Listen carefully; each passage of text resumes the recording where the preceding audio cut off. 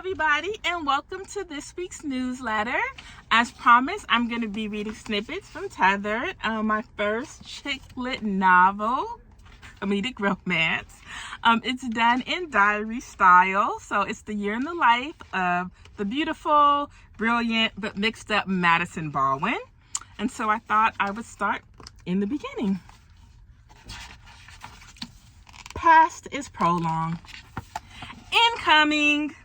With that declaration, a great love affair was born, courtesy of Bevlon Johnson and his pointy chin. Like most gangly, pasty-faced appearance-challenged 12-year-old boys, he just wanted someone to notice him.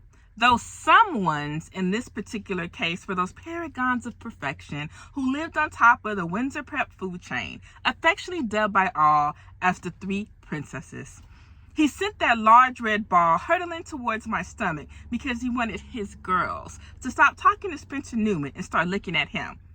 I was little more than collateral damage. As I laid on that hot, hard ground, I imagined the Three Princesses, Fiona Miller with her curly reddish-brown hair and flawless mocha skin, Ikemi Vega with her short jet-black hair, olive skin, and beautiful brown eyes, and Tia Moore, tall, thin, and blonde, breaking into a chorus of lose a girl, as the rest of their playground cohorts laughed and danced around me in a circle. In actuality, I was alone in my misery. No one seemed to care one way or another that I had just taken the fall. I turned my head to glance at what was left of my pink glasses and groaned when I saw that the mini cheese pizza, which I have been looking forward to eating all week, was now splattered all over my new white sundress. Mother was gonna murder me. I'd always been fat. I'd always been awkward. But this was the first time I ever felt gross. I closed my eyes and tried to fight back the tears. And when I reopened them, Spencer Newman stood over me, his hand outstretched, making me feel human again. I was surprised by this move. I had known Spence my entire life. Our fathers were best friends, but he rarely spoke to me at school. I didn't blame him. I was the fattest girl in class, the main target for people like Bevlon and his band of thugs. His curly brown hair, light brown skin, and tall frame made him the cutest boy in class, while his sense of humor made him the most popular. He had a reputation to think about. But in one magical moment, everything changed for us. His small gesture of friendship had awakened something inside of me. I sat up, shaking with embarrassment.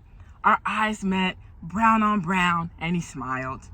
I raised my hands to meet his, but before our palms could touch, completing our magical moment, his attention was diverted by a scrimmage behind us.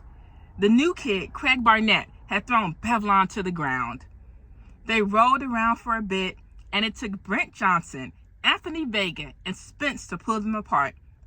I marveled that it took not one, but two guys to rescue Bevlon. The Three Princesses noticed it too, and they were not amused that I had managed to suck up some of their attention. Eventually, Spence sauntered over to me, making some lame joke about how my Olympic diving skills seemed to make everyone want to fall, before joining me on the ground. For some reason, that made the looky-loos laugh and applaud. Then, in what was the surrealist moment of the afternoon, he kissed my knee and smiled. Fiona Miller was soon between us, playing in her hair and telling Spence that she was impressed that he was so sensitive. Minutes later, they were laughing and playing, wrestling behind the bathroom. I didn't care, though. I was in love, and I knew that our love would find a way. All right, did you like what you read, what you heard? Then find out more about Madison and her life in Tethered, on sale on Amazon today. See you next week.